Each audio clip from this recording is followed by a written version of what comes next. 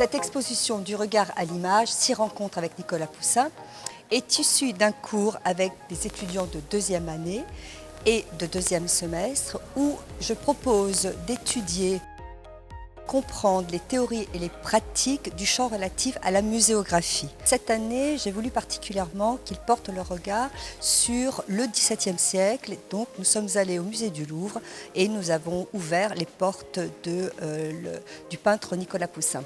Ainsi, les étudiants étaient invités à regarder les 6 œuvres de Nicolas Poussin, d'en choisir peut-être une ou deux et d'apporter une réponse à ce travail figuratif, pictural du XVIIe siècle et de Nicolas Poussin. Ils avaient champ libre pour la réalisation, ils pouvaient autant travailler sur l'installation, autant travailler sur la vidéo, leurs réponses pouvaient coïncider avec différents outils et différents médiums. Et tous, j'étais étonnée, tous ont voulu répondre par une vidéo. Très vite, les étudiants ont eu envie d'isoler leur œuvre.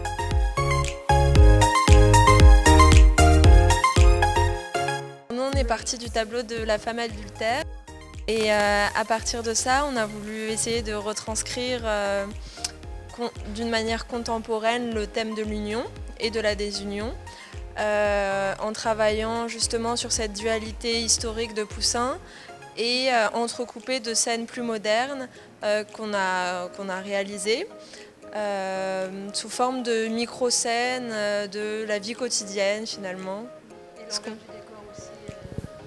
Et l'envers du décor aussi, la femme adultère qui était présente en arrière-plan dans le tableau de Poussin, qui est un détail super important à retenir, et on a voulu le mettre en place justement en installant dans notre exposition où justement le spectateur est en train de regarder la vidéo et une fois qu'il va ressortir de la scène, il se retrouve face à lui-même en train de regarder la caméra.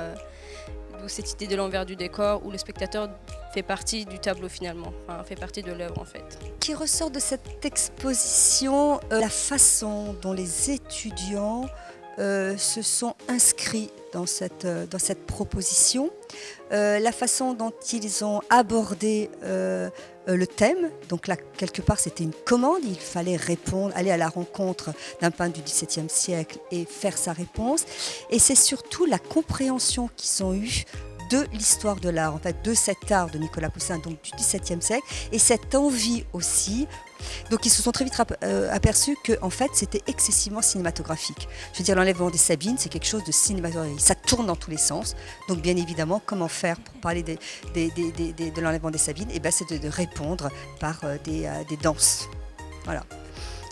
Et donc le cinéma était la meilleure. Peut-être c'est pour ça qu'ils ont tous fait des vidéos, c'est que c'était peut-être la meilleure solution. C'est pour eux, Poussin est l'inventeur du cinéma.